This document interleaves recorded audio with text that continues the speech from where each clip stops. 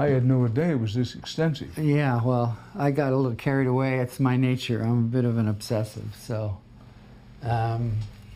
these are all Hall of Famers, and I tried to do it for around period. Now, Christy Matheson signed ball has to be fairly rare. It's pretty rare, yeah.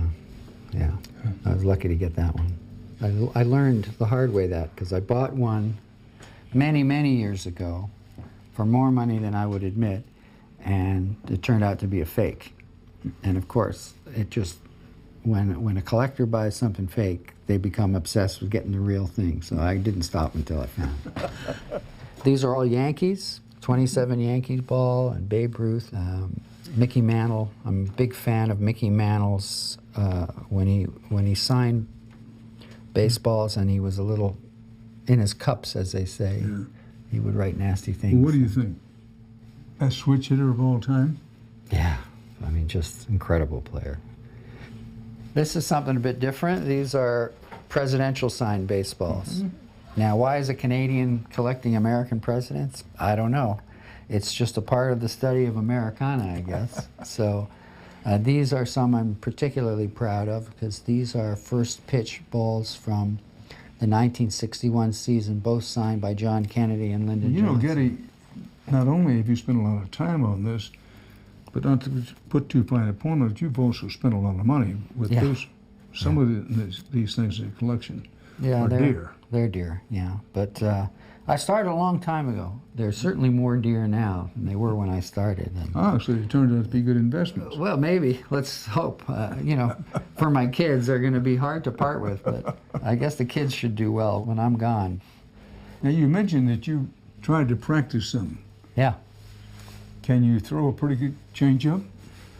I can throw a pitch. I was fortunate in, I think it was 2015, the Blue Jays asked me to throw at the home opener first pitch, and I practiced like hell, as you can imagine, and I brought my glove, and I was practicing in the tunnel there before the thing, and I was doing a radio interview, TV interview beforehand, and the commentator said, "Why do you have your glove? Are you expecting a comebacker?" And I said, "Well, it just feels unnatural to throw a baseball without a glove on your hand, right?" So, and I threw a perfect curveball for a strike. And unfortunately for that day, I think it was the only strike any Blue Jay player had thrown that day. But These are colorful balls here. These are really cool. There was a minor league umpire named George Sosnick, who in his spare time would paint events from baseball games, and I became a real fan. And sometimes he would get an autograph, like their Cy Young signed it, and then he would trace over it, which ruined the autograph's value, but at the same time turning it into his own piece of art. Oh, I see. Yeah. Cy Young himself. I got pretty obsessed with them, but they're beautiful. I think they're beautiful pieces of Americana and folk art. And these are all game-used baseballs.